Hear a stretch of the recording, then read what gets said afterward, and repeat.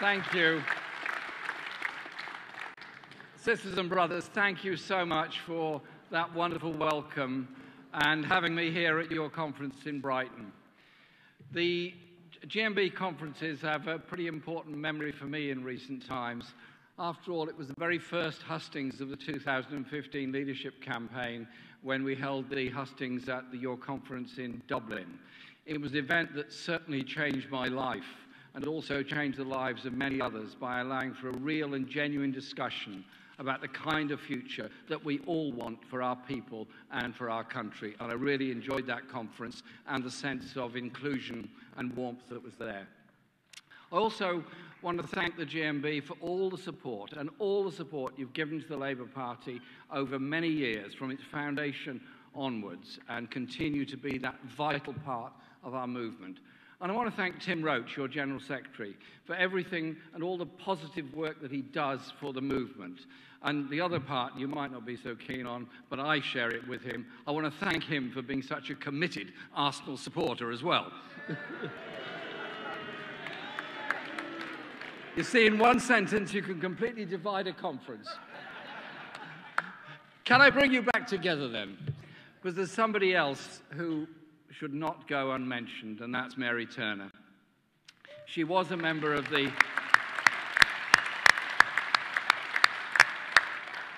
She was a member, as you know, of the Labour Party National Executive, as well as being your very long-standing president. I first met Mary in what were very dark days in the early 1980s, when we were both campaigning together to prevent the privatisation of public services and the damage being done by the Tories to the school meals service in the boroughs of Barnet, particularly where I was an organiser for NUP. But Mary and I got along very well.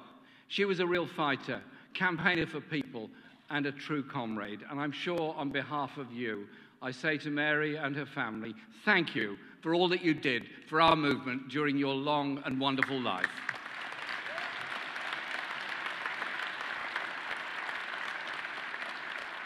Mary was one of the great trade unionists of her generation that paved the way for a new generation of young and dynamic trade unionists, active as labour movement activists, and we rely on them for the future. And I congratulate the GMB on your young members' work as well, because whatever they say, the place for every young worker to be, and I make this appeal, I'm sure on behalf of you, is in a union. Join a union for your protection in the future.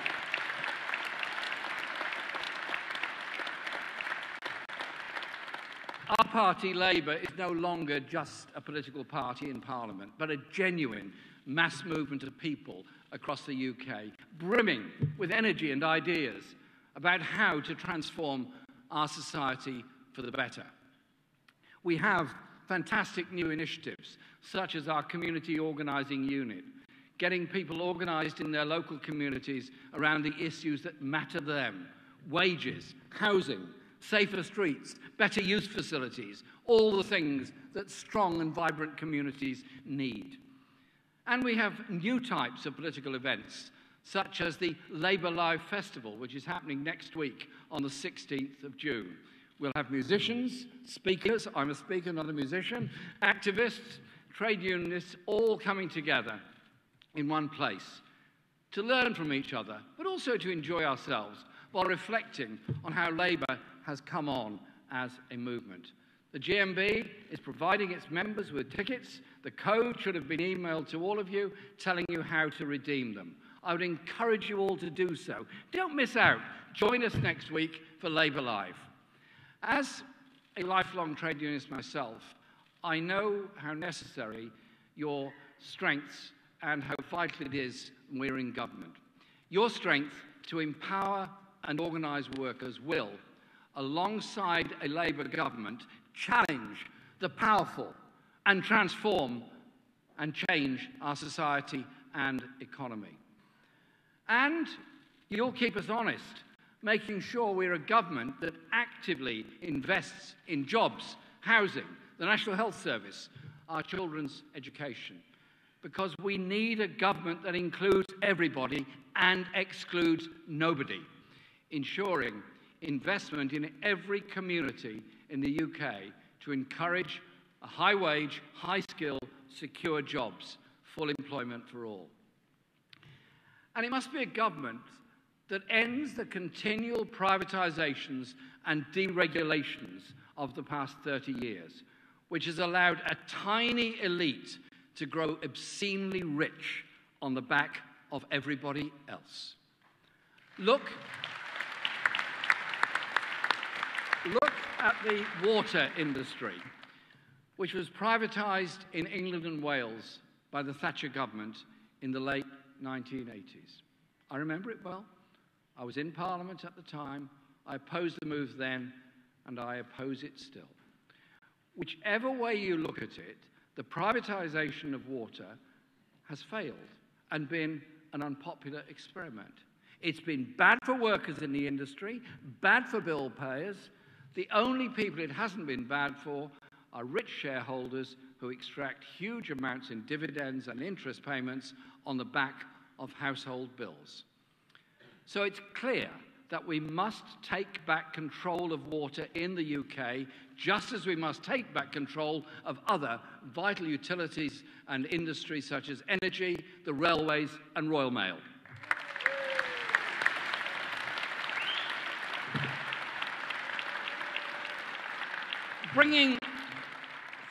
Bringing water into public ownership would stop the siphoning off of money into the pockets of shareholders and reduce payments on the debts in the industry. This alone could lead to savings of up to £100 for every household in England every year, potentially bringing families' water bills down by 1/4 or allowing for the investing of those savings back into the water or other public infrastructure that will benefit everybody. The Tories and their friends in the media whip up controversy about this topic, trying to claim that giving people control over the water and other industries somehow signals the end of Western society as we know it, even though public ownership is the norm across most of Europe and indeed most of the United States. But we know that their scaremongering doesn't work. It's not fooling the people of this country. In a recent survey, a staggering 83% of the population found in favour of taking the water industry into public ownership.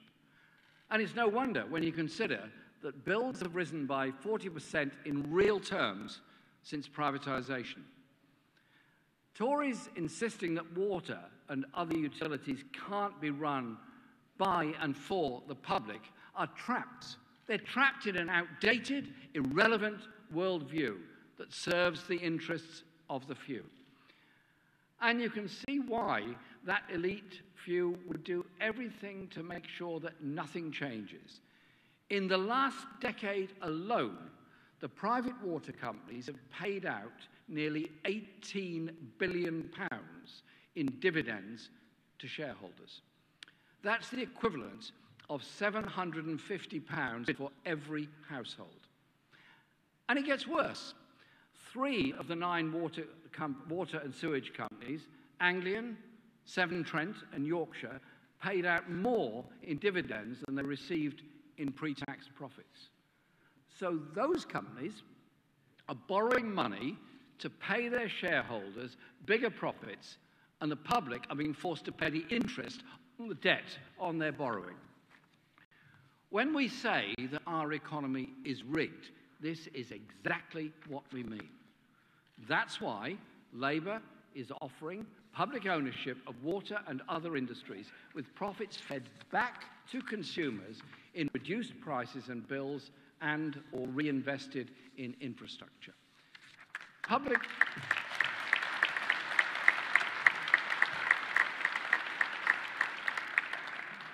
ownership will deliver a better deal for workers in the industry, which is why we're fully signed up to the GMB's 6 pledges for water, as well as better value for individuals and families. So, in opposition and in government, we want to work with the GMB to design a new structure of public ownership for the water industry. Collectively, as a society, We need a water supply that everybody has access to. So why shouldn't we collectively own the infrastructure that supplies it? Because this funneling of wealth out of the pockets of working people and straight into the bank accounts of the rich is something which can be observed right across the British economy. It's only common sense to want to change that and to ensure that those who work and actually create our society's wealth should get their fair share of it. But instead of investing in our industries and our communities, successive governments have been far too willing to give up their responsibilities to ensure people's well-being by saying they have to listen to the so-called free market. So we have democratic governments who the people elect and are supposed to represent us being dictated to by bond markets, the bankers, and the City of London, who have no accountability to the public whatsoever. And the consequences of this must be obvious to all. House and rent prices out of control as homes are turned into speculative investments for the few.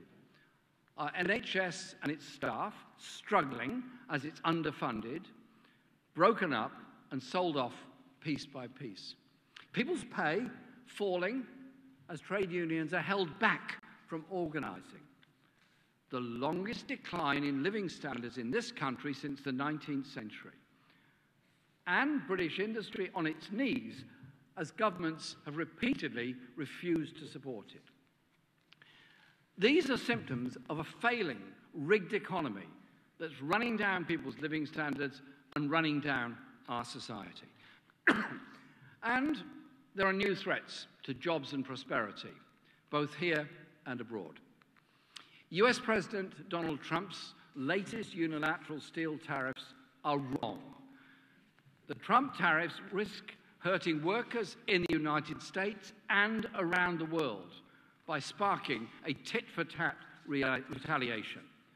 But US workers, whether in steel or any other industry, are not wrong to want a government that actively supports them and the real everyday economy. For 40 years, they've seen a completely rigged system shift more and more power and wealth to a tiny financial and political elite. Donald Trump's government doesn't support workers.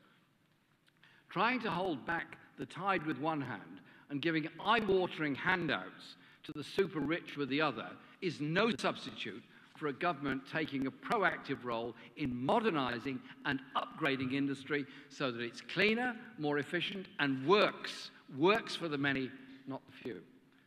That's why the next Labour government will work with the real experts. Workers, technicians, engineers and designers, their unions, consumers and communities to upgrade our economy by taking on the power of the tiny elite that's holding us back with their failed free market fundamentalism. Empowering people and standing up for the many, not the few, is what the Labour movement is all about. But the Tory government's timid response shamefully fails to stand up to Trump. We've seen it time and time again. Theresa May and her government were too weak to stand up to Trump over the Muslim ban, or his promotion of the disgusting Britain First, or his plunging the future of the planet into ever greater danger by pulling out of the Paris Climate Change Accord, or his punitive tariffs on Bombardier, or his ripping up of the Iran nuclear deal, or his reckless threat to peace by recognizing Jerusalem, including occupied Palestinian territory, as Israel's capital. The Tories are too weak to stand up to the powerful and too in hock to them, even if they wanted to. Theresa May is appeasing Donald Trump in the hope of getting a race-to-the-bottom trade deal with the US after we leave the European Union. The Trump trade tariffs show that it's a Tory pipe dream. Labour, on the other hand, is unapologetic in our desire to take this country forward. We've said from the very beginning that we respect the result of the referendum, as that is what the British people voted for. But that does not mean that we will accept the Tories' vision for Brexit that wants to turn back time and encourage a race to the bottom that will leave people poorer and less safe. Our priority has always been to get the best deal possible for people's jobs, living standards, and our economy. We know that the most important thing for people across the UK is access to high-wage, high-skilled, and secure employment that will enable people to live the healthy, prosperous, and well-rounded lives that they deserve and desire. That is why it's vital we secure a Brexit deal that works for everybody in the UK. In government, Labour would seek to negotiate a new partnership with the EU that includes a comprehensive customs union, continued access to the internal market, and a commitment, an absolute commitment to protect and enhance existing rights at work, standards and protections of our environment and consumer rights. This is vital to not only ensure there are no tariff and non-tariff barriers in future trade with Europe, but also in helping ensure there is no return to a hard border in Northern Ireland.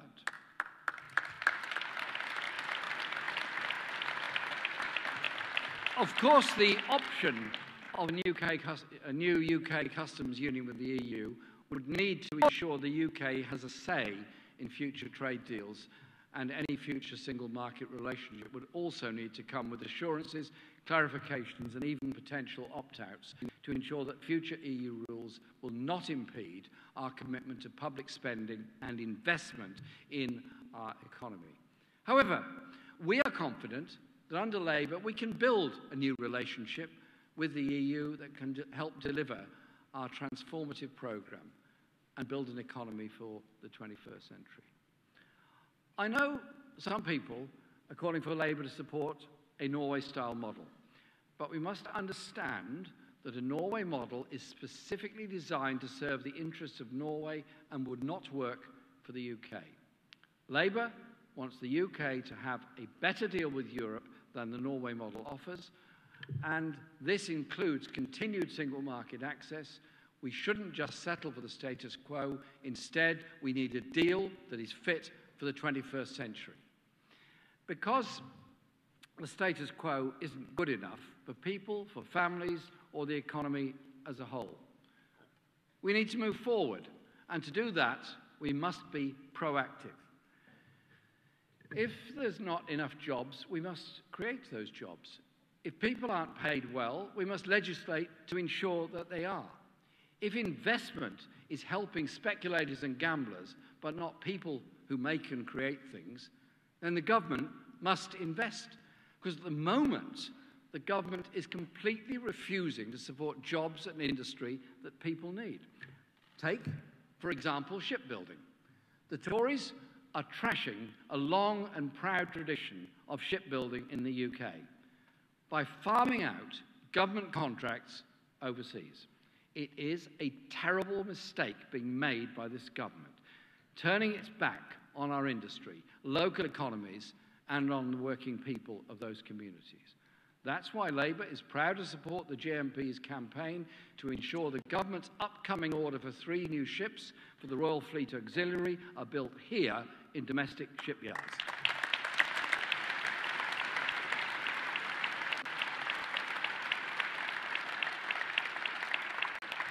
Shipbuilding is an important industry for our economy, and it would be negligent not to support it. When you have huge global economies such as China subsidizing their shipbuilders by up to 20% in recent years, it's no wonder that their shipbuilding industry is increasing while ours shrinks. A Labour government would never allow this to happen. We would never allow for this potential loss of jobs and never allow for this potential loss of skill, as highly trained and skillful engineers, technicians, welders and riggers are cast aside and undercut. We would use this potential for public contracts as part of our bigger plans to upgrade our economy. With jobs that pay, on average, 45% better than the average for all jobs in the UK, the high-skilled jobs profile in shipbuilding puts it alongside aerospace and other engineering sectors. in being exactly the type of jobs we need in a 21st century economy. We must make sure this happens by rejecting the Tories' outdated obsession with free markets that gives too much power to out-of-control multinational companies who have no care for the everyday needs of workers and consumers. The upcoming contract for the Royal Fleet auxiliary ships alone could offer opportunities for 450 new apprentices, the engineers of the future, and almost 5,000 jobs in the wider supply chain, on top of the shipyard jobs and the other additional employment created in the local communities.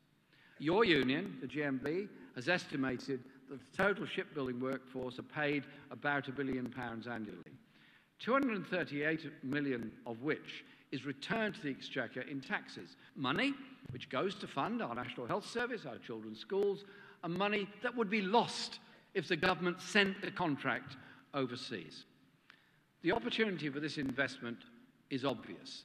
The only thing holding back that investment is the ideological obsession of the Conservative government, too interested in the whims of the market, too disinterested in the needs of the people of this country.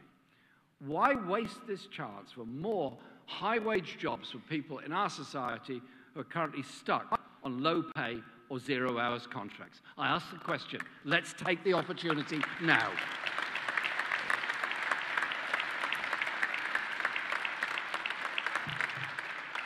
Low pay and insecurity are endemic in our economy. Too many people are held back as they struggle to earn enough money to give them a decent standard of living. We need bold action to quickly get more money into people's pockets at the end of the month. That's why, in our last manifesto, for the many, not the few, Labour promised to ban zero-hours contracts and introduce a real living wage of at least £10 an hour by 2020.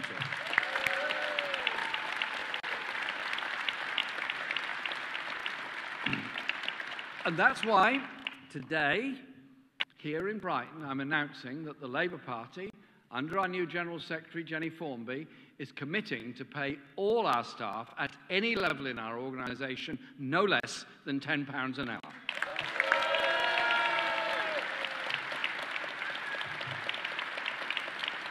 That's us, Labour, putting our money where our mouth is. We believe in a high-wage economy, so we are committing to pay all our staff a decent wage. I want to pay tribute to the GMB, who, along with Unite the Union, represent Labour Party staff.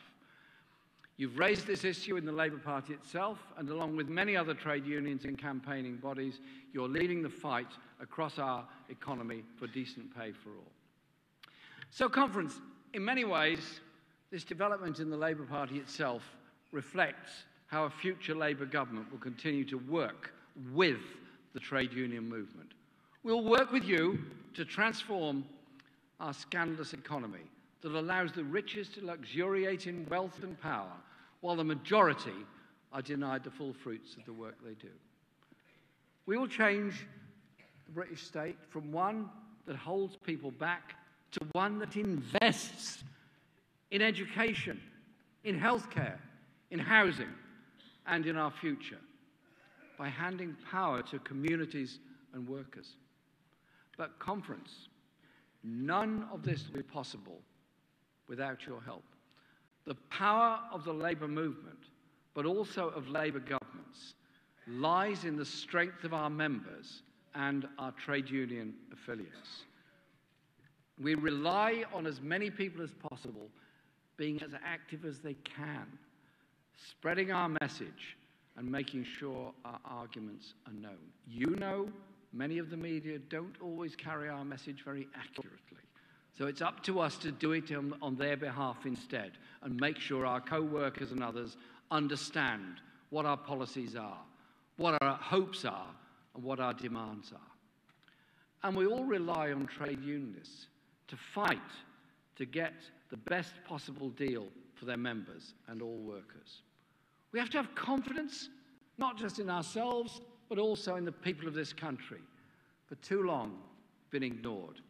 So let's go forward together to deliver that better society, that richer society, that fairer society that really does and really will work for the many, not the few. Thank you.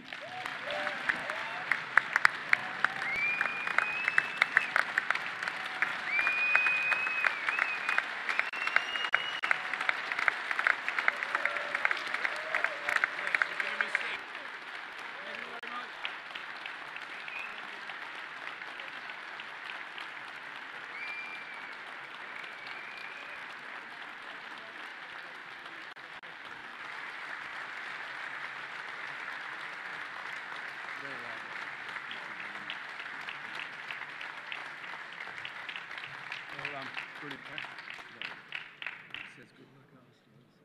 That's right. Signed by Mr. Emery. That way, sorry. Thank you very much. Sorry, yeah. Correct.